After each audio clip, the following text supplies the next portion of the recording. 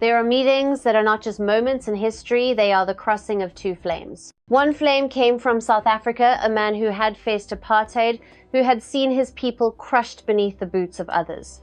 The other came from the Sahel, where sun and sand mingle with the blood of those brave enough to say no to oppression.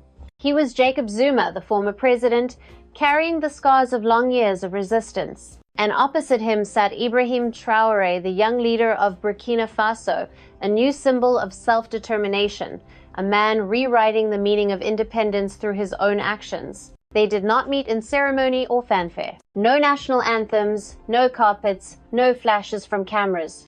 Only two men, a small room, and one idea greater than any border: the true liberation of Africa. Traoré listened.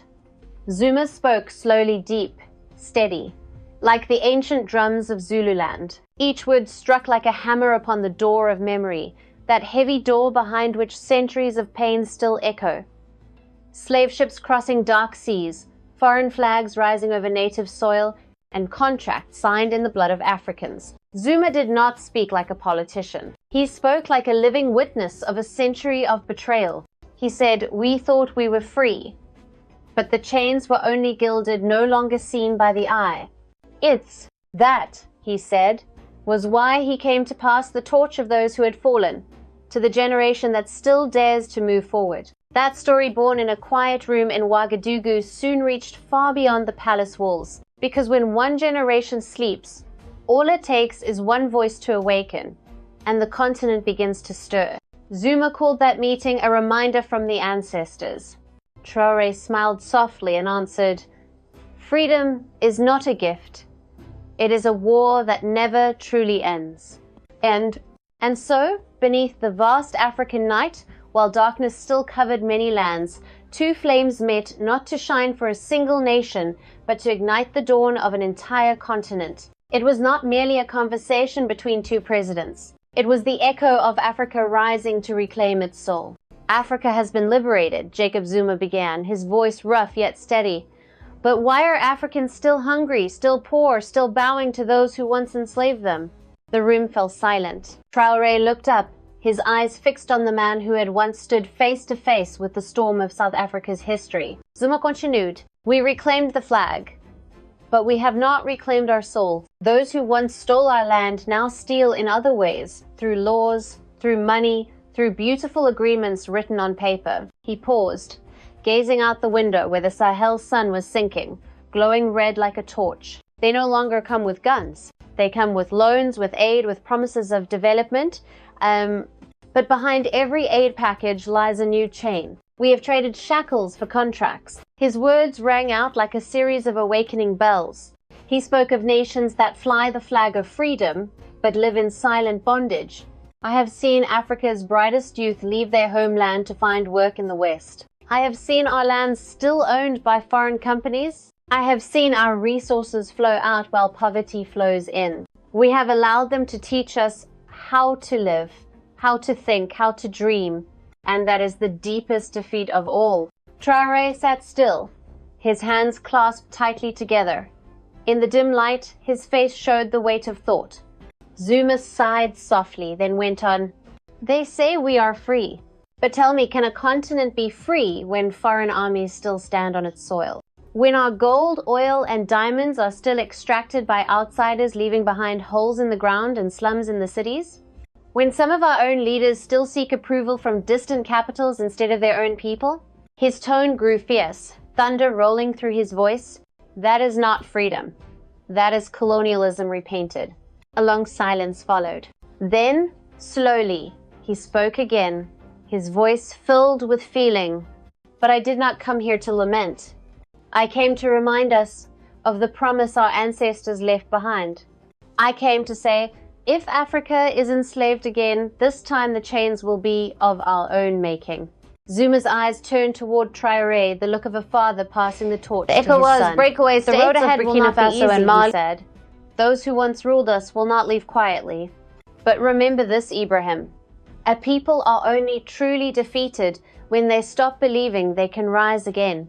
Then he spoke of Nelson Mandela, his friend, his comrade, his voice lowering into reverence. "Mandela taught me this. There are prisons without bars, the prisons of the mind. And when our minds remain colonized, political freedom means nothing. He poured a glass of water, his hands steady despite the years. The world will never respect a divided Africa, he said, his voice now calm but unyielding. They fear one thing, a united Africa, with one voice, one currency, and faith in itself. For then we cannot be bought, threatened, or manipulated. Traoré smiled a quiet, determined smile. We have begun, sir, he replied. From Burkina Faso, Niger, Mali. We are redrawing the map of dignity. Zuma nodded. Then continue. Independence is never given, it is reclaimed, inch by inch. And when the young stand up as you have, the old like me can finally leave this world with peace in our hearts. He rose slowly and placed a hand on Traoré's shoulder. A moment of silence passed, as if 2 generations of Pan-Africanism had joined hands across time. Outside, the Sahel sunset burned red. Blackbirds crossed the glowing sky. For a fleeting instant, it felt as if all of Africa was listening. Because this was not just the voice of a former president, it was the warning of a continent. If we do not awaken today, tomorrow, others will write our destiny for us. When Jacob Zuma left the room, the door closed softly. But within Traoré, something had opened. The flame Zuma carried, the flame of generations who bled to preserve their dignity, had now caught fire in the heart of a new generation. A generation not born amid bombs and gunfire, but in the unseen wars of poverty, debt, and manipulation. Traoré stood by the window, gazing out over Ouagadougou as dusk embraced the city. The dusty red roads, the noisy markets, the children chasing an old bicycle, all of it seemed to merge into his thoughts. Zuma had been right. Freedom is not found in declarations or slogans. True freedom begins the moment people stop being afraid. Burkina Faso, Mali, Niger. 3 names once small on the world map, now forming a triangle of awakening. Nations once dismissed as dependent, now rising together, cutting the cords that tied them to their so-called protectors. And Traoré, the young officer who once commanded soldiers on the Sahel front, now stood at the crossroads of history. He was not a king, nor a hero of legend. He was simply a young man who believed that if no one would save Africa, Africans must save themselves. Since taking power, Traoré had rejected grand ceremony. He visited farmers, spoke with students, slept beside soldiers in tents under the Sahel sky. To him, leadership was not about sitting high and commanding, it was about walking among the people to understand them. And that is why the people of Burkina Faso called him by a simple name, the son of the soil. Eh? In a meeting with young officers, Traoré once said, "We are not only fighting terrorists, we are fighting the mindset of slavery." The enemy does not only hold a gun. He speaks through words, images, and ideas that make us believe we are less. The day we stop believing that lie, we will finally be free. Those words spread quickly not only through the army, but through the hearts of Africa's youth. Soon, portraits of Traoré, Zuma, and Sankara began appearing beside Mandela's 3 generations of the same flame.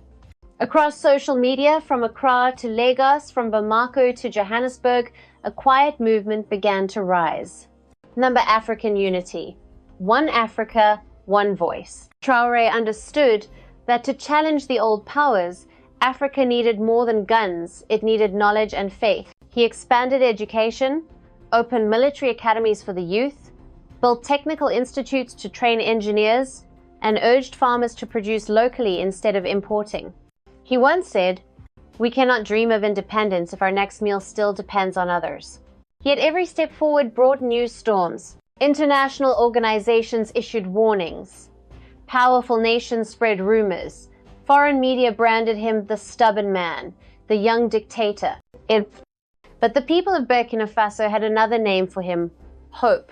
And that is why the flame of Zuma, Mandela, Sankara never died. Because in every era, history chooses someone to carry the torch forward. Traoré understood that he was not only leading a country, he was carrying the unfinished dream of an entire continent. Zuma spoke of one currency, one passport, one army. Traoré thought even further, one will. For when the will of Africans unites, every wall will fall. An Africa once called the Dark Continent will rewrite its own story beneath the light of freedom. No one can extinguish the flame of a people who know who they are. As the Sahel night descended, Traoré looked up at the sky blazing with stars. Each star seemed to carry the soul of a Pan-African spirit, Gaddafi, Sankara, Lumumba guiding his path. And somewhere in the night wind, Zuma's voice seemed to echo. Do not fear, Ibrahim. Your generation is the answer.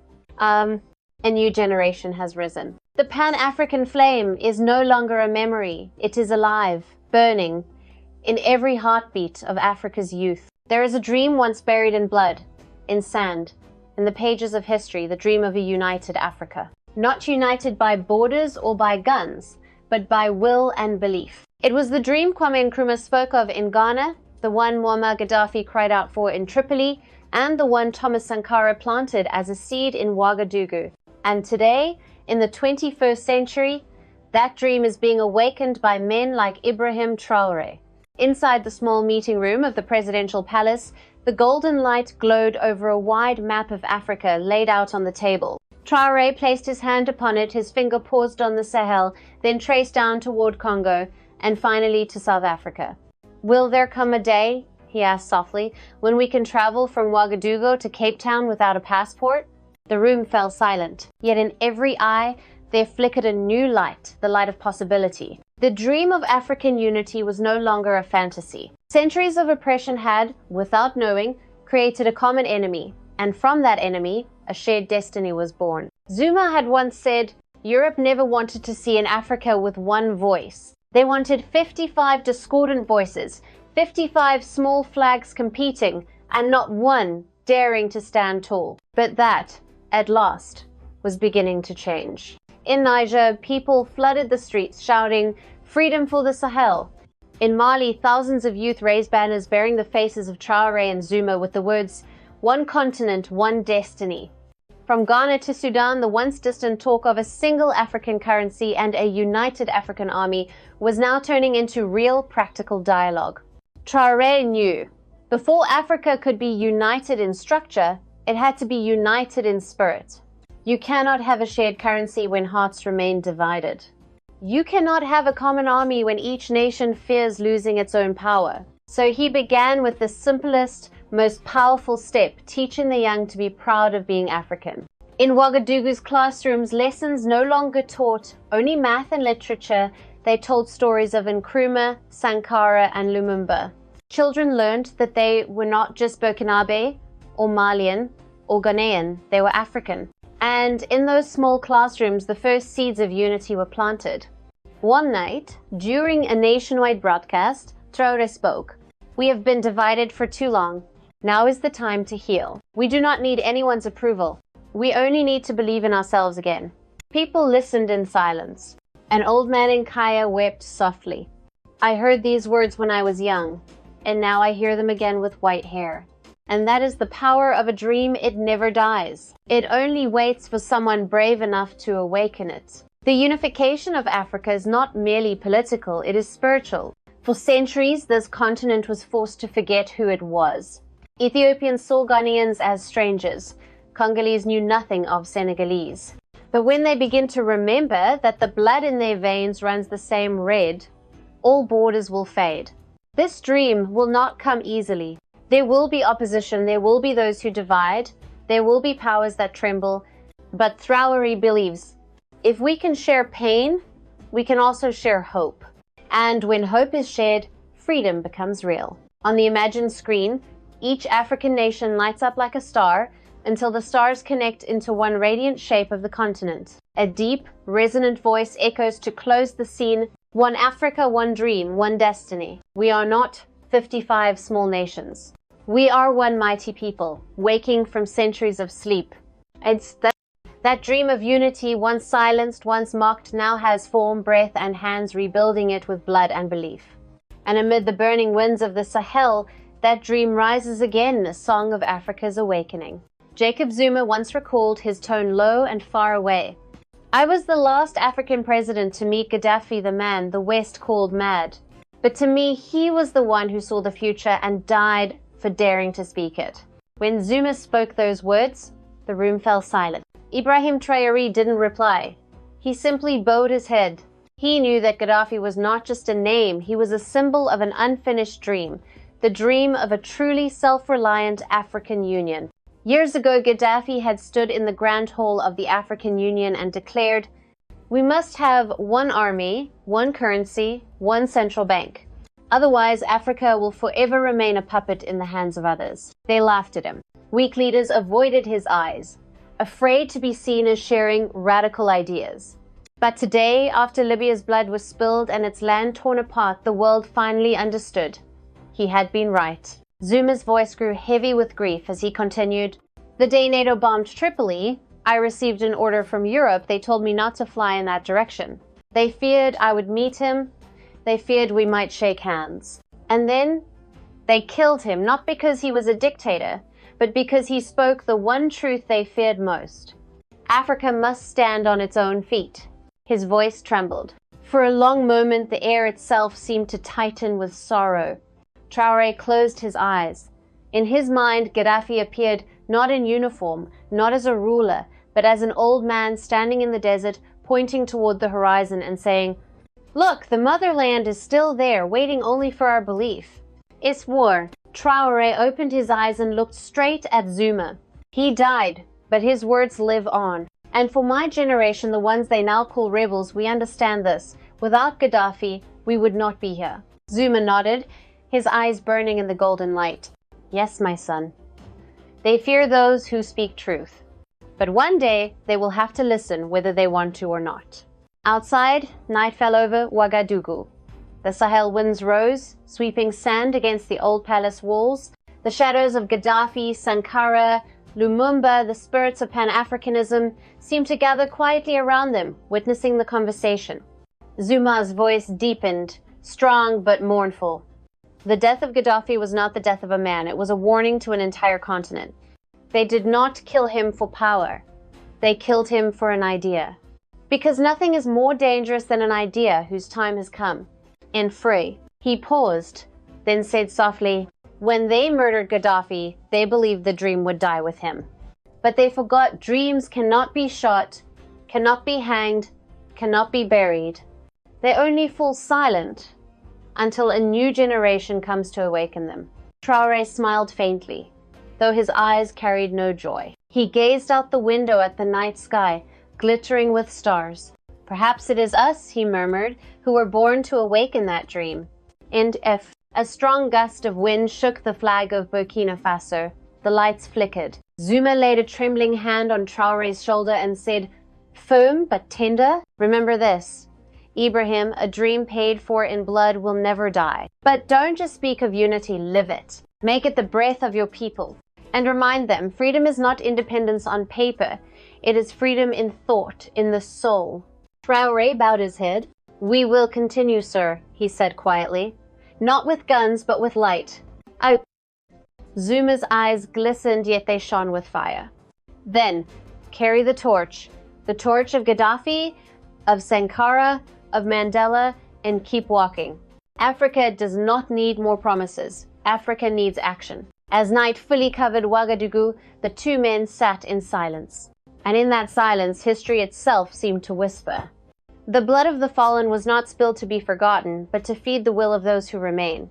And there, under the Sahel night, an unseen flame was lit, passed from Zuma's hand to Traoré's, from the old guard to the new. A flame that no bomb could extinguish, no time could erase. A flame named the freedom of Africa. After the night he met Jacob Zuma, Ibrahim Traoré returned to his office. On his desk lay the same thick files, reports, threats from abroad, and the endless stream of Western headlines calling him the rebel president. But this time, he didn't look at them with anger. He simply smiled, because now he understood. When the oppressor grows afraid, it means the fight has already begun to turn. The next morning, bold decisions were made. Burkina Faso officially withdrew from its old military treaties.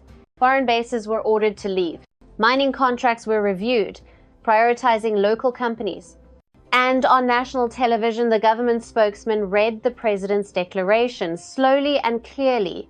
"We are no longer a colony, no longer a child led by the hand. From today, we are the true owners of our land." The words struck like thunder over the Sahel. The nation erupted. People poured into the streets, chanting Traoré's name. Farmers from Kaya sent him baskets of their first harvest. Students in Ouagadougou raised banners reading, "A new Africa begins here." And the world turned its eyes toward Burkina Faso in disbelief. Western powers reacted. Editorials filled the airwaves, warnings of sanctions spread. But across Africa, the response was like wildfire. In Mali, thousands of young people took to the streets waving Burkina's flag. In Niger, young generals called Traoré with a simple message: "You are not alone." And so, flame by flame, a sea of light began to rise, a wave of African awakening. Yet Traoré knew that victory was not measured by the departure of foreign troops. The true battle was deeper, to free his people from the psychology of servitude. He reminded his closest allies, "If we drive them off our land but keep them in our minds, we are still not free." Thus began his second revolution, the revolution of consciousness. In schools, a new program was launched, Learning for Self-Reliance. And for children studied Africa's true history, not written by outsiders, but told by their own people. In villages, radio stations broadcast a new message: "Don't wait for miracles. Grow your own seeds. Harvest your own future." Young people began launching cooperatives in agriculture, technology, and solar energy. Mothers learned to grow local medicinal plants instead of buying imported drugs. Aid dependency faded, replaced by self-belief. Traoré often told his young officers, "The real revolution is not fought on the battlefield, it happens inside every heart. When people believe they can stand, no one can make them kneel again." Day by day, Burkina Faso began to transform. Villages once lost in darkness now had light. Schools gleamed with new tin roofs reflecting the Sunday. Children laughed, holding notebooks printed with a red and green flag. And in the capital, a small statue was raised, two hands clasped together, the symbol of African unity. Traoré gave no speeches, no gran propaganda. Two of its most notable West African friends, The Mali and silence of a Burkina man Faso. working for his people echoes louder than 1,000 slogans. And that silence, that calm, relentless purpose, began to unsettle those who watched from afar. But for the people of Burkina Faso, fear had turned into faith. Faith that, at last, they had a leader who didn't speak for them, but lived their dream. One evening, while visiting a military camp, a young soldier asked, "Mr. President, can we truly win this fight?" Traoré paused, gazing at the night sky where the Milky Way stretched like a road of destiny. Then he answered, "If you believe freedom is worth fighting for, then even if you fall, victory still belongs to us, because every awakened soul is a light, and when millions of lights burn together, darkness has nowhere left to hide." By morning, his words spread across the continent. From Accra to Lagos, from Bamako to Addis Ababa, people repeated them like an oath. "We are the lights of Africa." And so, from one conversation between two men, a movement was born. It was no longer theory, no longer a slogan. It was action, awakening, and faith. For when a people reclaim their dignity, no power on earth can ever take it from them again. A continent is awakening, not with noise, not with chaos, but step by step, heartbeat by heartbeat. Africa is walking toward its own light. After the awakening in Burkina Faso, something miraculous began to happen. From the remote villages of Niger to the crowded markets of Accra, from the Nile Delta to the highlands of South Africa, Africans began to call one another by two simple words: brother, sister. A new wave swept across the continent. Not a wave of war, but a wave of consciousness. Young people formed groups to learn native African languages instead of only French. Universities began hosting Days of the Continent, where students from across Africa shared their cultures and dreams. Songs once banned during colonial times were sung again in the streets, rising like a declaration. "We will bow no more." International media, stunned, called it the African Awakening. But the people of Burkina Faso had a simpler name for it: Ibrahim's Flame. One morning, Traoré stepped out onto the balcony of the presidential palace.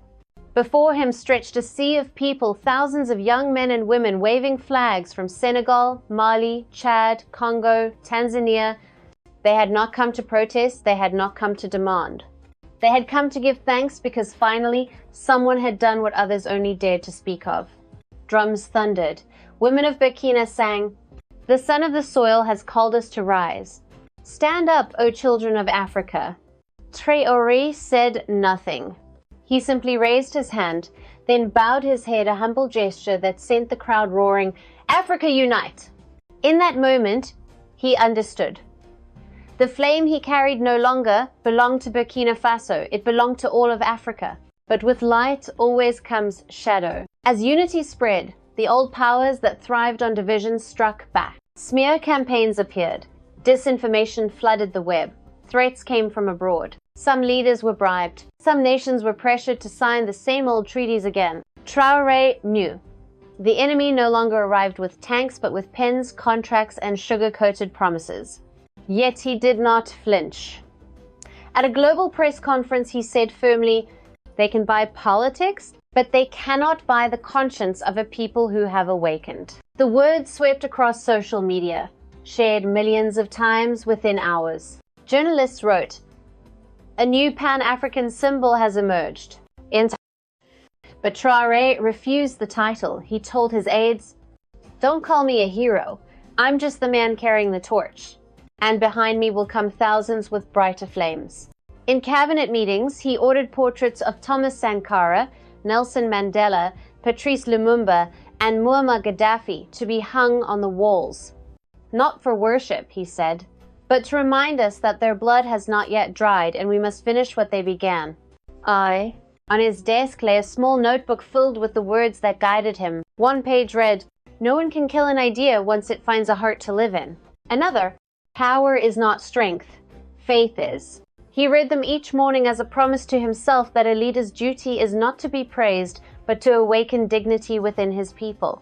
Across the countryside, villagers began building light station solar towers named after Africa's fallen heroes. At the base of each, they carved the words, "This light belongs to the people." When night fell, those towers glowed, their light spilling across rooftops and fields like the light of knowledge, of freedom, of pride. From the south to the north, young Pan-Africans carried the flame across borders. They bore no weapons, only songs and conviction. And wherever they went, one song rose again and again, stronger, louder, deeper, Africa Unite. And history once knew men who carried swords to conquer, but now Africa has men and women who carry torches to awaken. And as night settles over the Sahel, millions of small fires continue to burn not just in hands, but in hearts. A new generation is stepping out from the shadows of the past, and with every step, they make a silent vow. This light will never die. As night withdrew, the skies above Ouagadougou welcomed the first light of a new day. In the city square, thousands had gathered before sunrise. No one spoke, no one shouted. They simply faced the rising sun silent, steady, knowing that a new chapter of Africa had begun. From the balcony of the presidential palace, Ibrahim Traoré stood watching them. He said nothing. The Sahel wind carried the distant song of villagers. This land is ours. This blood is ours. No one can take away our faith again.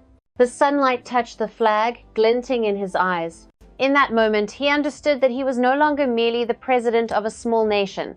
He was the keeper of a flame passed down from Sankara, Gaddafi, Zuma, and countless others who had fallen, yet left behind their warmth for this day to come. Across borders, from Mali to Ghana, from South Africa to Egypt, people began to look at themselves anew. They no longer saw isolated nations, but fragments of a single soul, the soul of Africa. And that was the one thing the world could never comprehend. Africa may be poor in gold, but its faith is richer than any treasure. It may be divided on maps, but its heartbeat is one, the rhythm of freedom, of unity, of people who have chosen to rise. In his final address of the year, Traoré spoke before millions. "We are not fighting against anyone. We are fighting against fear, against silence, against the chains within our own mind. The day Africans stop seeing themselves as weak is the day this continent truly begins to live." Then he smiled, looking straight into the national camera. "And today, I believe we are alive. And once the flame burns in the hearts of the people, no wind can ever put it out." The crowd in Burkina Faso erupted, tears mixed with laughter. Children ran across the square, drawing the map of Africa in the sand beside the words, "One continent, one home." In front. What began as a simple meeting between two men, Jacob Zuma and Ibrahim Traoré, had become a symbol of a new era. One carried the wisdom of the old generation, the other the fire of the new. And between them was a message that crossed every border. Freedom is not a gift, it is won through faith and unity. And perhaps that is what each of us must remember today. Because no matter where you are in Africa, in Asia, anywhere in the world, the battle between light and darkness has never belonged to one continent alone. Every time a people bow their heads, darkness grows. But every time a people rise, the whole world becomes brighter. Remember this, my friend. When you share this story, when you speak of those who dared to dream, you are not just spreading words.